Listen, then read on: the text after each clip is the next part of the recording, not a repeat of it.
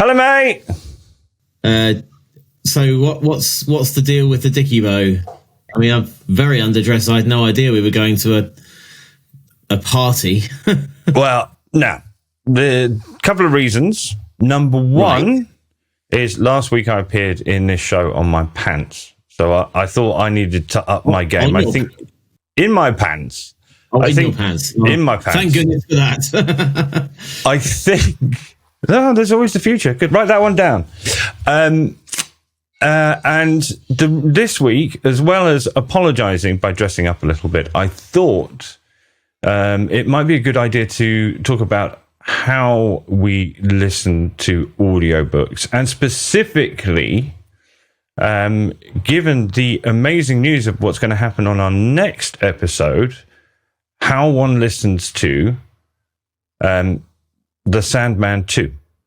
Before the arrival of, and I'll let you do it, Steve, you managed to bag us the interview. Dirk Maggs on the 1st of December. Right here. Well, as I say right here, it's very much in the ether, but, you know, wherever you normally get your sound files from. Yeah. Yeah, that's right. Which is really exciting. So the man who produced Hitchhiker's Guide to the Galaxy and built those worlds in your head, and the man who has basically taken the DC Sandman novels by Neil Gaiman and made them, I think you referred to it, I think our conjoined effort by the end of it was the most expensive movie in your head of all time. I think that's the sum of our combined efforts, isn't it, Steve? Yeah, completely. Blew my head off when I pressed play. So yeah. Yeah, and that was the first time you loved a fiction audiobook to that extent, wasn't it? Yes. How are you doing with Sandman 2? Really good. I mean, I was at an advantage, I think, with Sandman 1 in that I was on a holiday. So basically, whenever I jumped in the car to go somewhere, that would go on. So it was just me and Dirk Maggs and Neil Gaiman and all the cast of thousands and brilliant storytelling, and, you know, for an hour or so each time. So it was great. So I really rattled through that in the space of a week. When you get back to reality, those car journeys aren't quite so long, and you're kind of thinking about lots of other stuff, you know, normal stuff like, you know, work and bills and the bloody weather, you know. And so you're distracted. So you really need to get in the zone, I think, to be able to really appreciate it. Yeah. It's hugely accessible, so accessible. And I think that comes across really in Neil Gaiman's storytelling, in his narration. You can pick it up wherever you are, you know, from where you left off, and get back into it very, very quickly, and realize you're back in hell or back in a dream or wherever they're at that time. But yeah, I found it more challenging to get myself into the right kind of mental gear to listen to it, and you know, but you know, I'm hot at this point in time as I speak to you. I'm about 2/3 of the way through, and it is fucking excellent. So good, so good. And yeah, so I can't wait to speak to him with you, of course. I can't wait to speak to you either. You know that.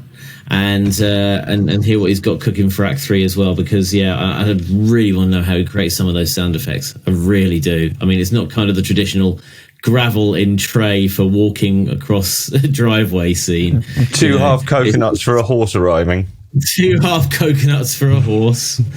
Yeah, as King Arthur once said. Yeah, so I'm really looking forward to talking to him. Yeah, it's going to be great. I haven't done the homework again. I am on about chapter 4, and I'm finding it really challenging. So in the Sandman 1, it was very much rooted in the real world. So that you knew you were in an alleyway in New York, a motel in Georgia, or an office in the 1920s, surrounded by dark green filing cabinets with one of those lamps that they have at Strada hanging from the ceiling, you know, the sort of the prisoner of war camp lamps that they have there. And I could relate to it. And I have to say that I've found it difficult to grasp, and I'm going to use a big word, the more ethereal world of Sandman 2. So the opening chapters have all been in gardens with endless pathways and in front of castles more in the netherworld, more big than you've ever imagined, and introducing 7 characters at the same time, all of whom I think they're all wearing black, and I haven't quite got it. So part of the reason I'm dressed like an idiot today is to... You look lovely, like you in your dickie. Yes, well, look, it's 7:30 in the morning. I should probably do more of a WG Grace and look at. And, I've been out for a night, Steve, and I'm going into bat. That's a joke for the kids there. Absolutely relevant as ever. Yes, on the pulse, mate. Finger on the pulse. Absolutely right. But what I'm trying to say is that this is a AAA title. Sandman 2 is a AAA title. It deserves your attention. It is indeed a special occasion. And you need to listen to it to clear some space in your day. I think that's almost what you've said as well. And you need to pour yourself a stiff drink, and you need to make sure you're not going to be interrupted. And either, I know in your bachelor pad, there is an enormous, expensive hi-fi system that comes probably out of the furniture and has woofers and tweeters and that type of thing. Or you could use your incredibly luxury Gucci headphones. But you need to devote the time to it. It's not something you can listen to with your headphones on while doing the hoovering. Would you agree? Yeah, kind of. I think if you're doing anything that remotely involves that isn't natural reaction, like hoovering or driving, because I've found I can do stuff like that and listen to this. But if you're doing something slightly more cerebral, then it's a challenge. You can easily tune out, and you can't really tune out because you're right. I think the mind, because it's audio, and in the first few chapters of Act 2, you're being asked to conceptualize and visualize in your mind lots of conceptual things, you're supposed to visualize hell, you're supposed to visualize the garden, the castle of dream, all these people in black that you mentioned, and you've got to visualize an awful lot in those early chapters in your head. Whereas Sandman Act 1, it was very much the start of in the early part of the 20th century. You can visualize all that stuff. You can visualize coach and horses going to, Witch Cross or whatever.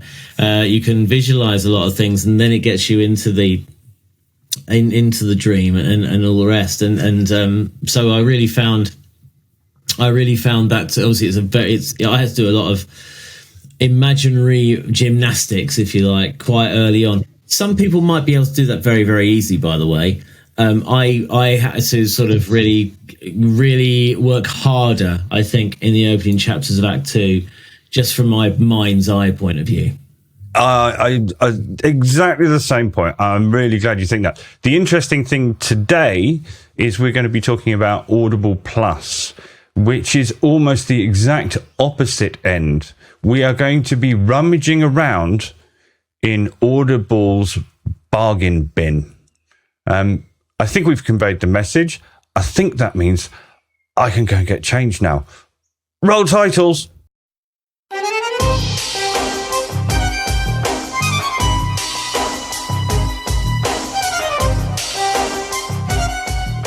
Hello, I'm Steve. And I'm Matthew.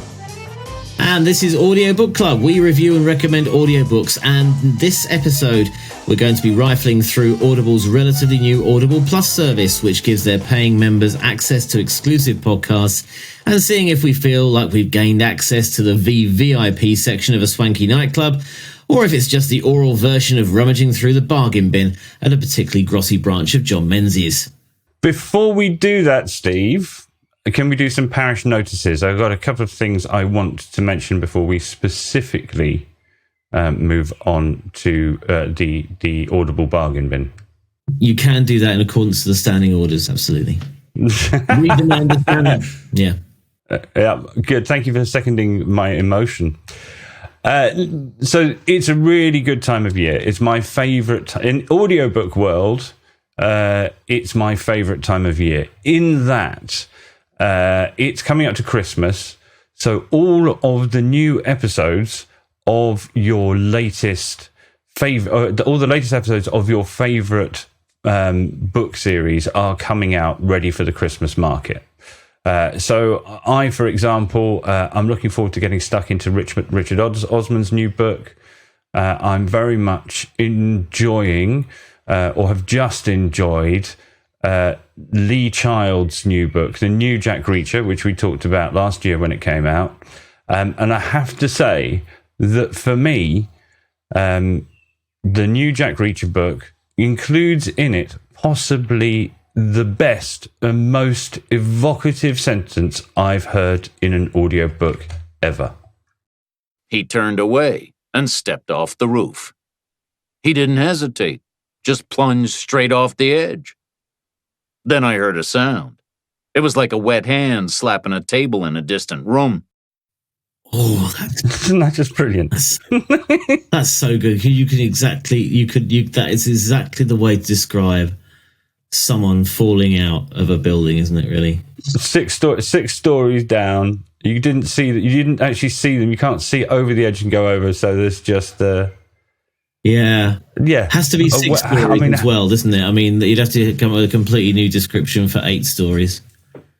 I think that would involve a kipper, a wet kipper hitting a floor. But I think part of the reason that sentence is so brilliant and the first winner of any kind of Audiobook Club official award, line of the year 2021, I think it would work better than it does in a book. In a book, you'd skim over that sentence, but I think it's a lovely example of the passages to your imagination are open because from your ears to your brain, because you're already listening in oral form. And I think for that reason, I vote that it is better than the tree-based version of that line. We should put this one to Dirk Maggs. How would Dirk play him the line? Because obviously it's just being read by a Winchester there. Sorry, Jeff.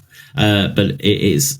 But if we ask Dirk, how would you go about recreating a wet hand slapping a table in a distant room? Well, that's probably Is that indeed what you would use, or would you take my professional answer and use fish? Use fish. Yeah. Use fish. Yes. The fish slapping dance in a distant room. Yeah, definitely. No, okay. Well, that's another question I'll write down for him then. I'm sure it's really incisive stuff here. We'll need people's help with any questions they have for Dirk Maggs, actually, instead of the rubbish I'm going to come up with. How did they do that, Steve? Yeah, that's a good question to ask. Yeah, that's a good one. Well, they can do it. I'll do it. They can do it in the comments below on our Facebook page or our YouTube channel. They can search for the hashtag audiobookclub.net. We'd also do a fair amount of the hashtag is audiobook club. The website is audiobookclub.net.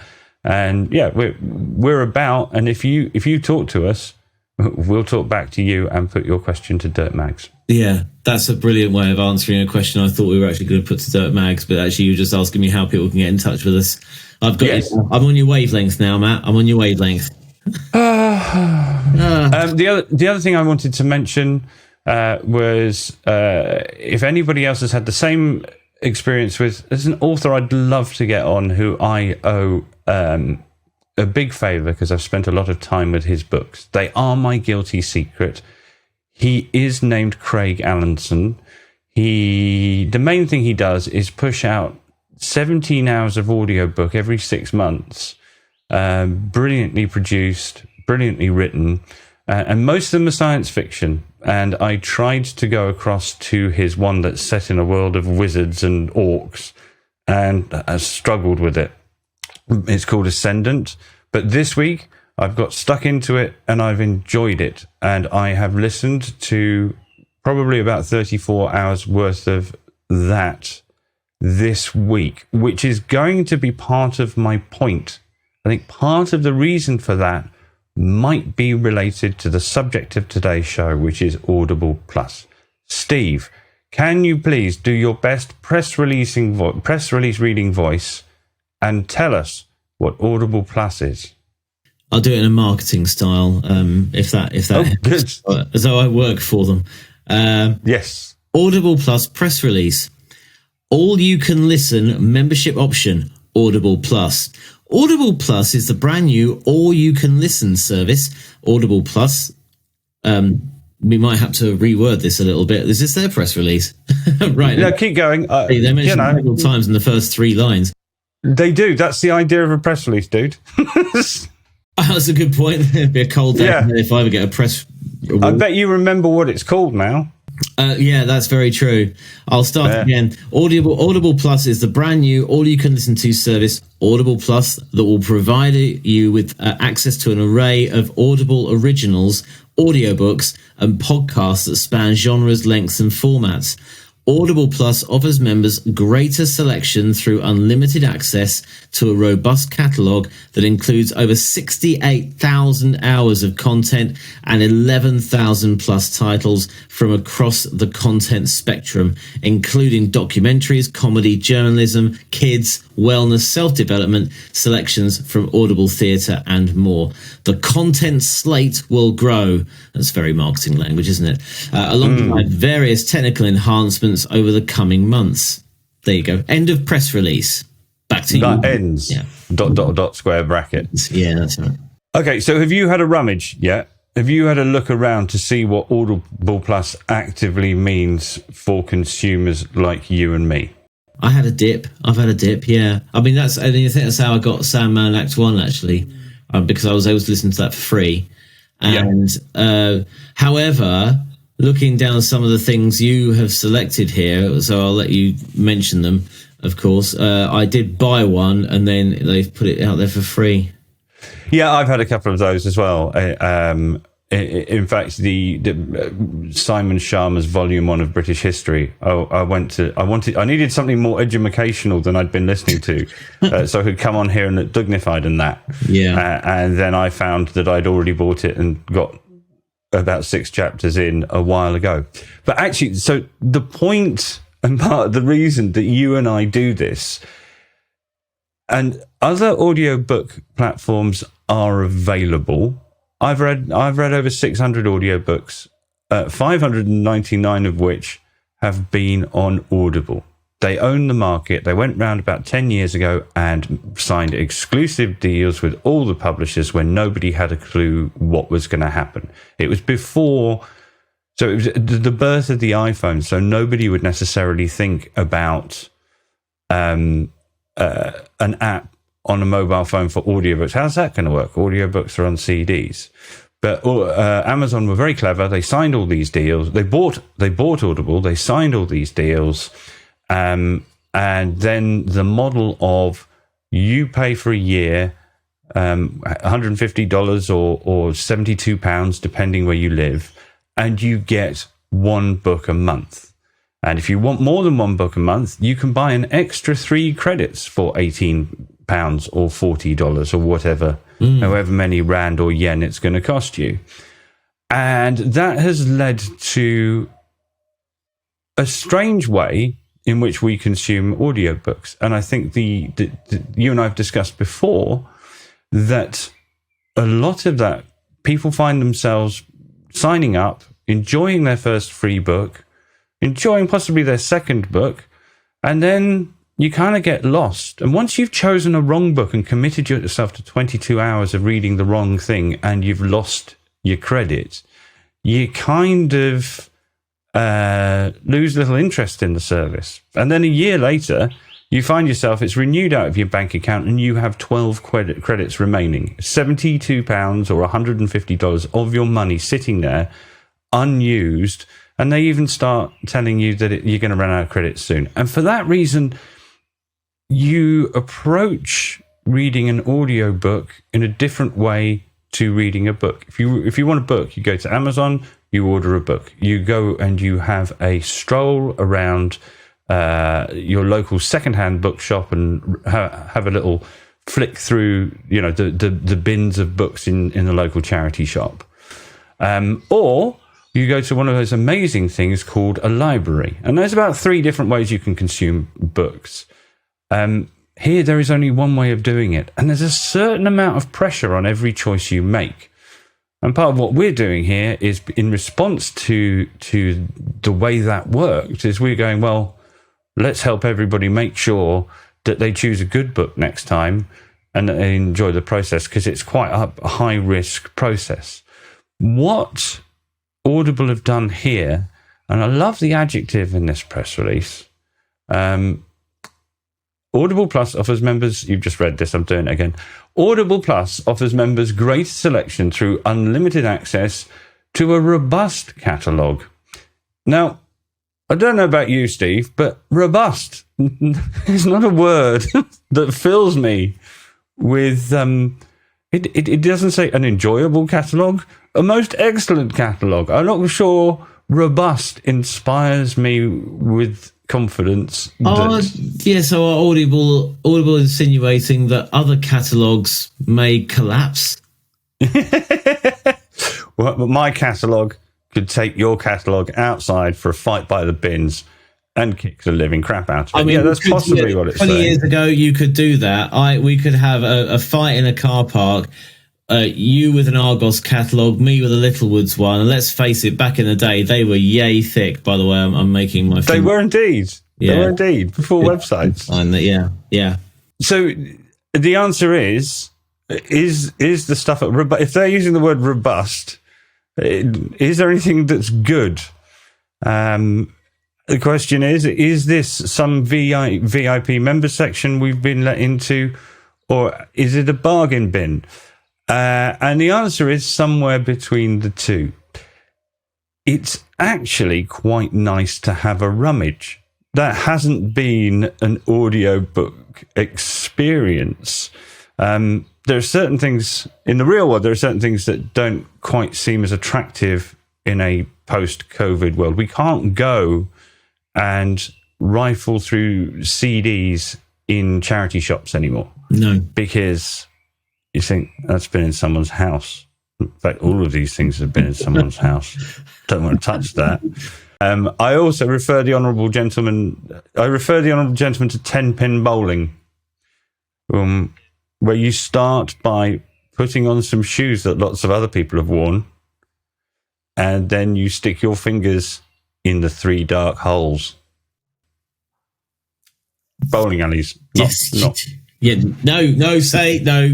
No, bowling alleys. So it's really nice.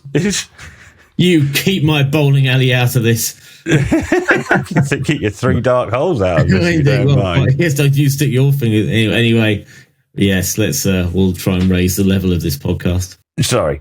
But the joy of the joy of rummaging or going bargain hunting is when you actually find a bargain and you feel really happy with yourself because you found something of quality amongst all the dead people stuff in a charity shop. And in this case, I've been listening to so many more audiobooks, Steve. It has become more of my habit. I love having an audiobook on as I drop off to sleep. I sometimes have trouble getting to sleep. And if I've got something happening in my ear holes that can help me relax, then I don't feel like I'm wasting my time. So in the last couple of weeks, have enjoyed much of Bill Bryson's back catalogue, which, again, I may not have bought myself, but because it's free, there's no risk for me in listening to it. So I think the number one book is in Audible Prime at the moment is his History of Absolutely Everything, which is genius. I've also enjoyed at home A Short History of Private Life. Bill Bryson, of course, he's one of the last people to be writing books properly, and he involves you in that process. He goes to a library and researches it, and then he'll take a trip to a foreign city because he can afford the airfare, and he'll go and interview the world's expert on a particular subject. And yeah, so they're like a nice warm pair of slippers. Yeah, those are really good. I've also enjoyed going back to the woman who got me into murder mysteries was Ruth Rendell, Barbara Vine. Yes. And I've been listening to some of her stuff that I read when I was a teenager in the 1980s, and I can just leave it on.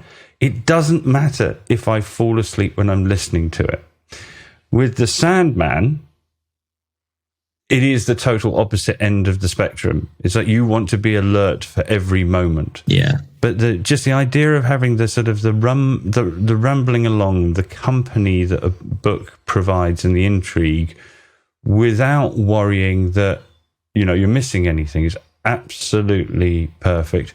I haven't read it, but I noticed that one that you might like, if I were to recommend a book to you, From the Oast House by Alan Partridge is there.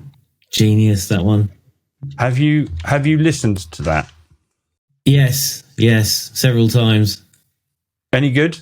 It's excellent and it's free. Get that if you haven't listened to it, get it on your phone now. Honestly, it's so good. The amount of effort that's gone into that, it's just brilliantly written. Just brilliantly written.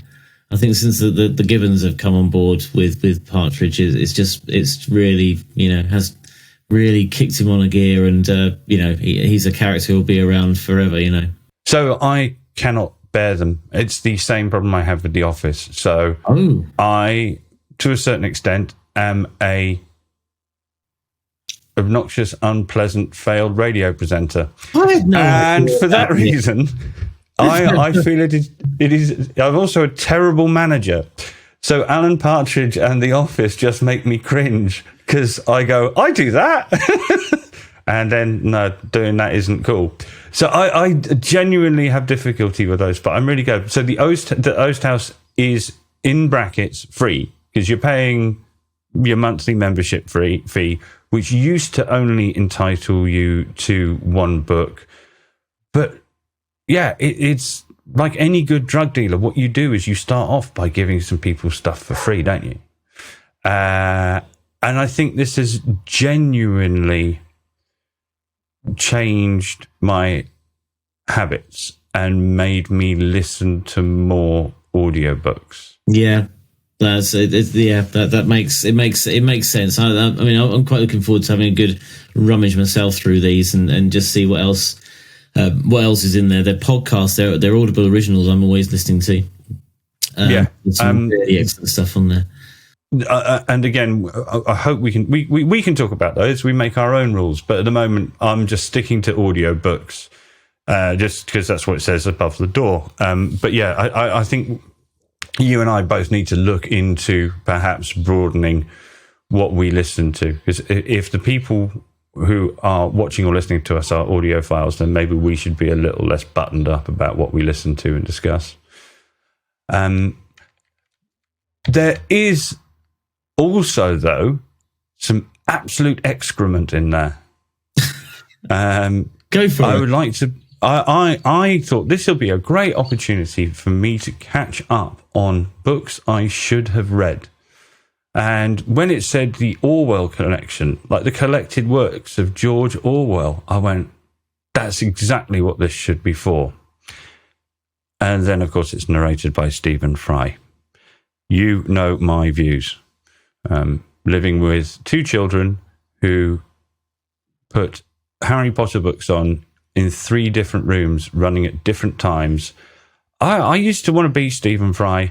Now I want to hunt him down and kill him. Tweeting that and see what happens. Yeah. Well, do you know what? To be honest, I'm not worried about him. I'm worried about the next thing I'm about to say. So one of the things I've read is a biography of a man called Lenny Mclean. And Lenny McLean's a bit handy. He's an East End gangster. His book is called The Governor, because he is the governor. I'll give you a little taster of what it sounds like. Well, nobody spits at a lady in front of me. They look round and I crack their foreheads together like two coconuts. Down they went. I'm the governor. If I'm asked, it's done.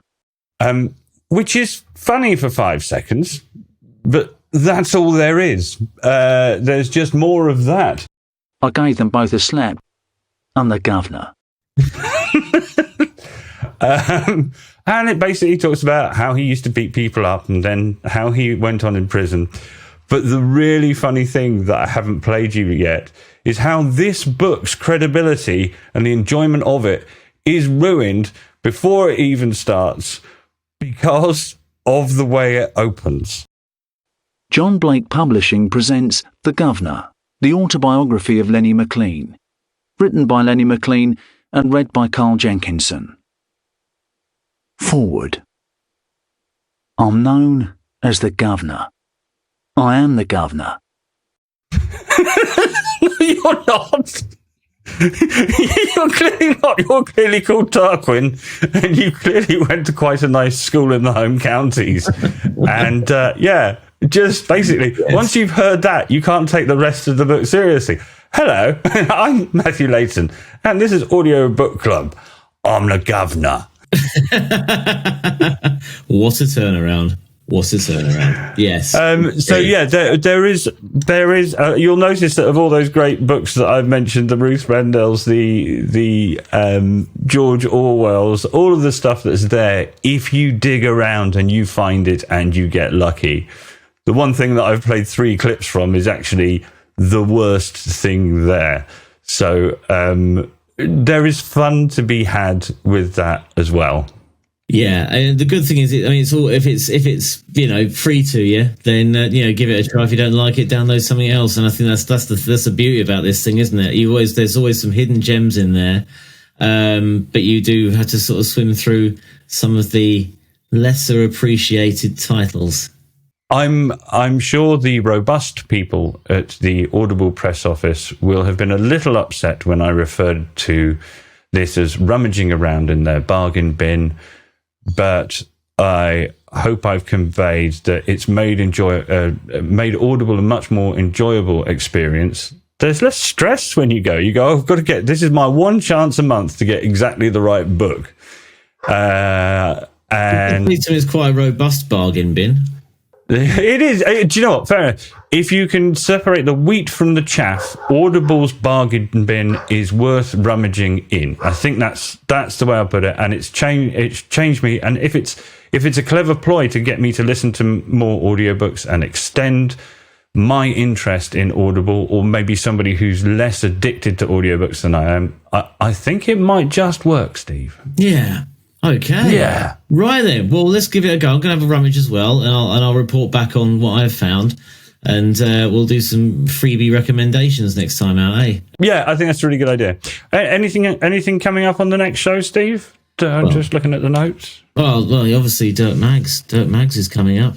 The greatest audio producer of all time is coming on our show on December the 1st, Steve. Yeah, I just thought I'd slip it in there sort of cash, like, yeah, so Dirk Maggs, 1st of December. If you've got any questions, and for Dirk Maggs, not just generally, then use the hashtag Audiobook Club or hit us up on Facebook. Ooh, nice. Log on to our forum and you can drop a question to Dirk Maggs. We'll ask it for you. But to be fair, he's pretty responsive and nice on Twitter anyway, and just ask him anyway. But it'd be nice to chat to him because we've got so many questions. Well, I've got so many questions to ask him about. I really want to see how he achieved the fleshlock in Act 2. I haven't given away spoilers in that. Is that a spoiler? I mean, I just said no, that's not a spoiler. I haven't got there yet, and I don't know what you're talking about. You haven't ruined anything for me. Some sort of weird. Anyway, I don't want to go down that alleyway. I don't want to go down that bowling alleyway. V.V.I.P 180. Do the endy bit of the show. Yes, okay then, right. So that's next time out, December the 1st. As I mentioned, if you want to get in touch with us anytime, we are on the YouTube, the Facebook, and also use the hashtag and generally on social media, Audiobook Club, all one word. And we'll see you on the 1st.